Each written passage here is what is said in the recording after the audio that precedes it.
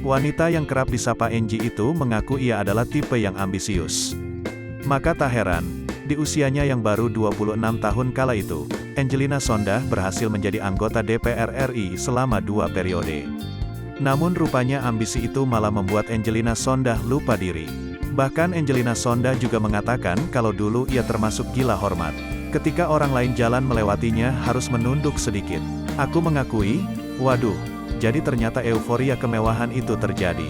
Euforia dikenal, dihormati. Itu orang pokoknya harus nunduk dikit kalau lewat jalan ya kan sama aku. Nah itu ada, ujar Angie.